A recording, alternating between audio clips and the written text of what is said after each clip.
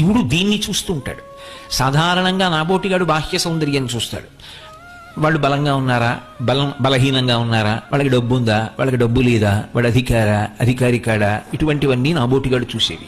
పరమేశ్వరుడికి ఎవడు ఏదైనా అది ఆయన వలన అయ్యాడు తప్ప అలా అవడం ఆయన అనుగ్రహం లేకుండా అయిన వాడు మాత్రం సృష్టిలో ఎవడూ లేడు. అసలు ఆ శరీరం ఉందంటే ఆయన అనుగ్రహం కాదు. అయినప్పుడు ఇంకా శరీరం ఓ పదవిని పొందింది అంటే ఆయన అనుగ్రహం వినా ఎలా అవుతుంది? అయ్యే అధికారం లేదు. అందుకే శంకరుడికి భక్తుడు అవ్వాలి అంటే ఉండవలసిన ఏకైక లక్షణం ఏమిటంటే ఆయన వినా నాకున్నది ఏదీ లేదు. ఇది 10 మాటలు పైకి చెప్పక్కర్లేదు, లోపల మాత్రం ఎప్పుడూ ఆ భావన ఎందే ఊంచుకుని ఉండాలి. ఇప్పుడు ఇది ఆయన అనుగ్రహం. ఒకడు నమస్కారం పెట్టాడు అనుకోండి, ఆయన గురించి చెప్పాను కదూ అందుకు. నా గురించి చెప్తే ఎవడు పెడతాడు?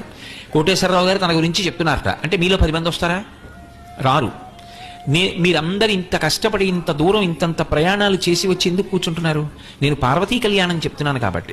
నేను అలా నడిచి వెళ్ళిపోతుంటే మీరు నాకు నమస్కారం చేస్తారు. నేనెవరో మీకు తెలియదు, నేను ఎక్కడుంటానో తెలియదు, నాకెంతమంది బిడ్డలో మీకు తెలియదు, నేనేం సంపాదించానో మీకు తెలియదు, సంపాదించలేదో మీకు తెలియదు, నా జీవన విధానం ఏమిటో మీకు తెలియదు. అయినా నేను కనపడితే నమస్కారం పెడతారు.